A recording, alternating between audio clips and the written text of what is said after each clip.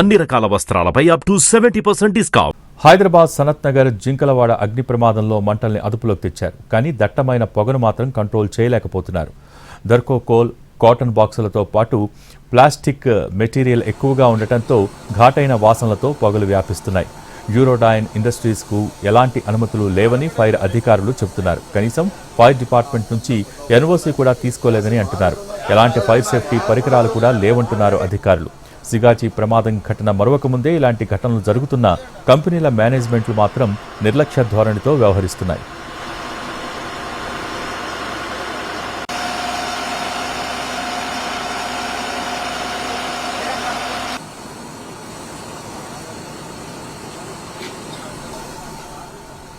హైదరాబాద్ సనత్ నగర్ జింకలవాడ అగ్ని ప్రమాదం ఘటనపై మరిన్ని వివరాలు మా ప్రతినిధి రాధాకృష్ణ అందిస్తారు. బార్నగర్లో చోటు చేసుకున్న అగ్ని ప్రమాదానికి సంబంధించిన దాంట్లో ఇప్పటికే 6 ఫైర్ ఇంజన్లు రంగంలో దిగి మంటలను అయితే అదుపులోకి తీసుకొచ్చాయి. ప్రస్తుతం ప్రమాదానికి సంబంధించి మనతో మాట్లాడడానికి డిఎఫ్ఓ ఉన్నారు. ఏంటి సార్ ఈ ప్రమాదానికి సంబంధించిన వివరాలు అంటే ఎప్పుడు సమాచారం వచ్చింది? ఇది ఫైర్ ఇక్కడ ఫస్ట్ ఫ్లోర్లో ఆఫీస్ పైన ఒక రూమ్ ఉందండి. ఆ రూమ్లో 4-5 వర్కర్స్ ఉన్నారు. వాళ్ళు 3 గంటల 10 నిమిషాల ప్రాంతంలో ఫైర్ జరుగుతున్నట్టు అబ్జర్వ్ చేసి వాళ్ళ మేనేజ్మెంట్కి ఇన్ఫామ్ చేయడం జరిగింది. ఆ మేనేజ్మెంట్ సంబంధించి వాళ్ళు ఇక్కడికి వచ్చి చూసి మాకు 3 గంటల 26 నిమిషాలకి ఫైర్ కాల్ ఇవ్వడం జరిగింది. మేము వెంటనే సనత్ నగర్ నుంచి మల్టీపర్పస్ టెండర్ని ఇక్కడికి టర్న్అవుట్ చేశాము. 10 నిమిషాల్లో మా బండి ఇక్కడ స్పాట్కి రీచ్ అయింది. ఏంటి సార్ అసలు ఈ ఫ్యాక్టరీకి సంబంధించిన మెటీరియల్ ఏంటి? మొత్తం కూడా థర్మోకోల్కి సంబంధించిన కనబడుతున్నాయి. అనుమతులు ఉన్నాయా లేవా ఏంటి? యూరోడిన్ అని ఒక కంపెనీ అండి ఇది. వీళ్ళు ఇక్కడ మనకు డిన్నర్ సెట్లో ఉండే ప్లేటు, బౌల్స్, స్పూన్స్ తయారు చేస్తారు. వీళ్ళు తయారు చేసే యూనిట్ వేరే చోట ఉంది పక్కనే. అక్కడ నుంచి తీసుకొచ్చిన తర్వాత ఇక్కడ ప్యాకింగ్ చేస్తారు వీళ్ళు. వేర్ హౌస్ ఇది.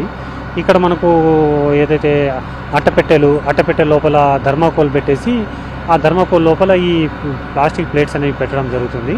సో ఇక్కడంతా ప్యాకింగ్ చేస్తారు. ఇప్పుడు మనకు ఫైర్లో ఇన్వాల్వ్ అయింది కూడా ప్లేట్స్, బౌల్స్, స్పూన్స్, అదేవిధంగా థర్మాకోలు, దానికి ప్యాకింగ్కి వాడే పేపర్ అట్టపెట్టెలు ఫైర్లో ఇన్వాల్వ్ అయినాయండి.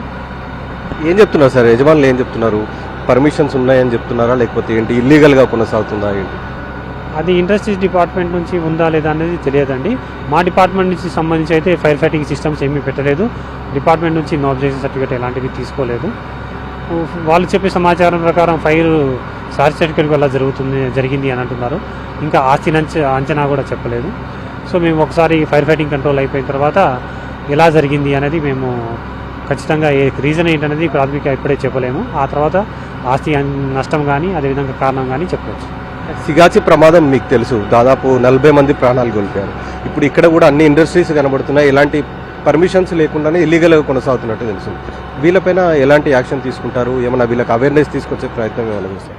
అవేర్నెస్ ప్రోగ్రామ్లన్నీ ఇండస్ట్రీస్, స్కూల్స్ కానీ కమర్షియల్ బిల్డింగ్స్ అన్నింటిలో మేము రెగ్యులర్గా అవేర్నెస్ ప్రోగ్రామ్ కండక్ట్ చేస్తున్నాము. వారానికి 2 నుంచి 3 కండక్ట్ చేస్తాం. ప్రతి ఫైర్ స్టేషన్ కూడా వీళ్ళకి మేము అవగాహన కార్యక్రమాలు కల్పించి ఫైర్ కాకుండా ఎలాంటి జాగ్రత్తలు తీసుకోవాలి, ఫైర్ ఫైటింగ్ సిస్టమ్ ఎలాంటివి పెట్టాలి, ఏ ఇండస్ట్రీస్లో ఏమేమి పెట్టాలి, ఒకవేళ ఫైర్ అయితే దాన్ని ఎలా కంట్రోల్ చేయాలన్న దాని మీద కూడా మేము పూర్తి అవగాహన కల్పిస్తాము.